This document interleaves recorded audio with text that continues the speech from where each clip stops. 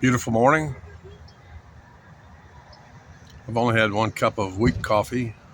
The Swiss machine ain't working. But I thought this morning, to get a little perspective, we need to take a little walk back in time. My parents were married in 1933, the end of the Prohibition. My father was a maker of sour mash whiskey and a brewer of beer. That was and a farmer. And he'd courted my mother for 4 years. I think that was one of her conditions that he had to give up the game, the business, and of course, 1933 is when the Depression began. The city of Caldwell had built a brand new fire station, two-story. The top story was as a residence for what was to become the only ever in history paid fireman, my father. And next to it was the city power plant. And actually, right behind the fire station was a tiny little two-room concrete blockhouse jail. Actually, a black woman handled the feeding of the prisoners, and my dad was known to hang around and have a snort or two with them when they fill the tanks up with drunks on Friday, Saturday night. Across the street, behind Mustang Theater, and I think what was the original Farmers Co-op building, and later became kind of a metals deal, whatever. But anyway, there was a railroad spur that ran up nearby, and I'm quite sure that was to pick up bales of cotton. Later, it was a scrap steel place, right in downtown Caldwell, Texas. But I'm sure in the day it was primarily to come and pick up, especially in season. They would, the train would back us up some flatbeds and stuff up there to load up bales of cotton from, I think that was Falagura's Gin, right on the corner of Main Street and Highway 21. Big corrugated tin building. It was still operating when I was a kid, still gin and cotton until, I don't know when, about 1959, 1960. And then it turned into a feed store for a while before they tore it down. And that's the site of our new Civic Auditorium, Museum, Convention Center area. But in those days, that firehouse was a fine brick building. And my dad was on call 24/7 to fight fires and to keep the power plant. It was his job to keep that power plant running and to do the semi-annual or annual maintenance on it. You have to replace the brushes or other stuff like that. And I often talk to some of the old men he hired as young boys to help with the block and tackle to lift parts out and clean them and repair them. But that railroad spur, sometimes as the train was unhooking cars and backing,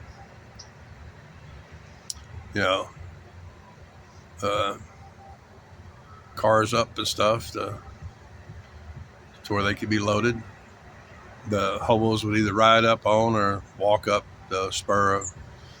It wasn't very far, just a mile or so. And every morning from about 1933 to at least 1940, 41, something like that, the Depression was over, every morning my mom fed the hobos. Yeah, I thought you'd see the tie-in here. My mother, my family, fed usually every morning anywhere from 3 to 5 to 6. Sometimes it'd be a crowd of a dozen of men thinking they could head west. And they would probably have to shoot far west to get to agricultural lands, because that was pretty much the end of agriculture within 100 miles to the west. That was the end of any kind of picking of fruit or chopping of cotton. Or So my family actually has a history of feeding hobos, and it was usually, I know exactly what was they would be fed, which would be biscuits and machka gravy. That's a bastardization of the word masla, meaning meat gravy.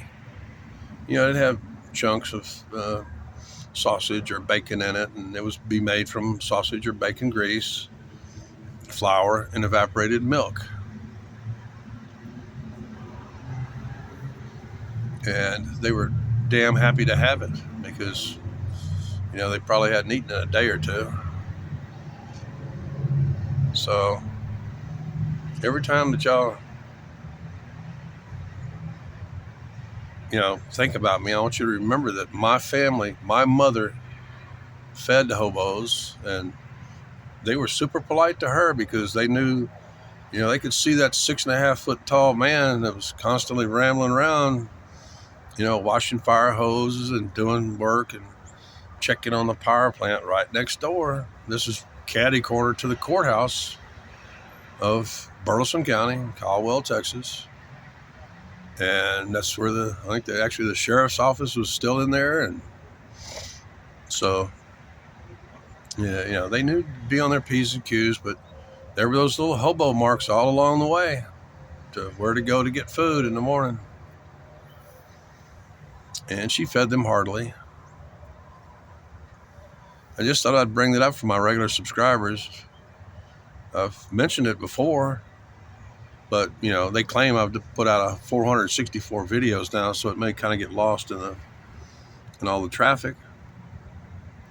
And then briefly, I want to bring you up to speed. Sometime in, I think it was like 59 or 60, 61 at the latest, there was a guy on television, a man that everything that I know about him, he was a very nice guy. His name was Red Skelton. He actually may have been Jewish. He may have had to change the name but I believe his hair was red. But to kind of show you the general perception of hobos, it's for those of you who are old enough to remember the Red Skelton show. One of his characters, besides Clem Cadiddle Hopper and others like that, was Freddy the Freeloader, the hobo with the stick and the bindle. A bindle is like a rag that's tied together and hung on the end of the stick. When you think of a hobo, you think of him with a stick over his shoulder and a little cloth full of his few possessions. That's called a bindle. It's also a drug term now for a bag of dope. And Freddie always had that little, like 1-inch stub of a cigar and stuff. He was always looking for the free stuff. That's why they call him Freddy the Freeloader. If you don't remember those things, then you lack my perspective on hobos. My family treated them well because those people were human beings who, like about 1/3 of the American population, were unemployed and desperate and starving. Whereas my dad was probably pulling down, $200 a month because he worked 24/7. The job demanded pay like that. Plus he was doing two things, fireman and running the power plant.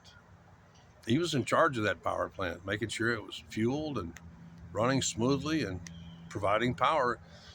Burleson County lost 1/3 of its population. I think it went from at that point, it was 17,000, went down to 12,000 people. Only 12,000 people. And Caldwell itself went down to only maybe 1,700 people. Caldwell didn't see a boom until they built the Bryan Air Force Base and people were looking for housing. And then Caldwell's population came up to about 2,500, something like that. I think it's now at around 3,500, 3,700.